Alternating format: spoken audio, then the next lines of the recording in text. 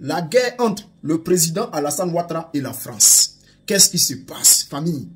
Gbagbo sera président en 2025. Je viens de recevoir une information très importante. C'est-à-dire, c'est un cassement du papo. Je vais vous expliquer. C'est-à-dire, la personne qui m'a fait cette confidence-là est proche.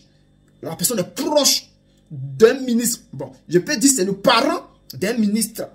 Le parent d'un ministre du gouvernement d'Alassane Ouattara. Et ce ministre-là, il est du centre. Ce ministre est du centre, famille. Ce ministre-là est du centre. Ce que je vous dis là, prêtez bien l'oreille. Vous voyez, est-ce que nous on fait bruit encore? Au PPACI là, nous on fait plus bruit. Nous on demande aux militants seulement. Les militants, allez-y vous enrôler. Ce que je suis en train de vous dire là, c'est important, hein? Gbagbo sera président en 2025. Je vous explique. Au fait, les gens, c'est-à-dire les patrons d'Alassane Ouattara disent que, c'est-à-dire, ils ne veulent pas prendre des risques. Je vous explique, hein. Ce n'est pas eux qui vont donner le pouvoir à Gbagbo, hein, mais ils ne veulent pas prendre des risques. Pourquoi? Pour eux là, si Gbagbo est président en 2025 là, si ça a trop duré là, c'est 5 ans.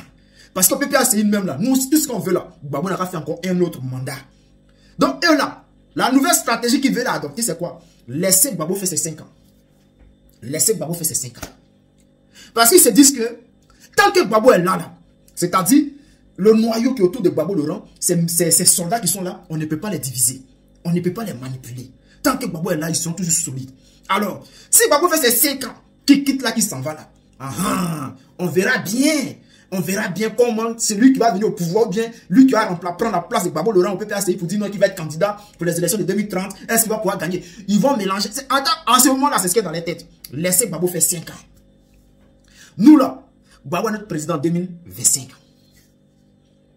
En 2030 là, on ne le sait pas encore. Mais là, le PPACI restera indivisible. Donc, je vais vous expliquer.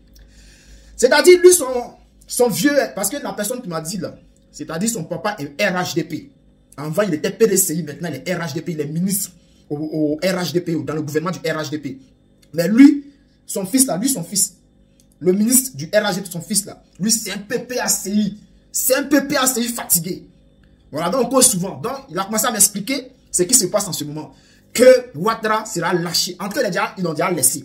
Mais là, ça sera difficile pour le RHDP. Et au moment où je vous parle, là, le RHDP est divisé. Chers frères.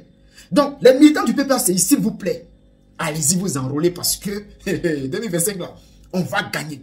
Si vous voyez que Damana Pika sort, et puis il parle, et puis vous dit, allez-y vous enrôler, ils ont déjà le topo.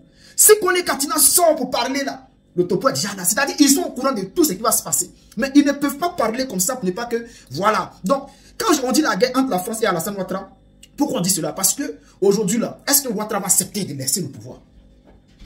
C'est ça le problème. Poussez les bleus, abonnez-vous à ma chaîne YouTube.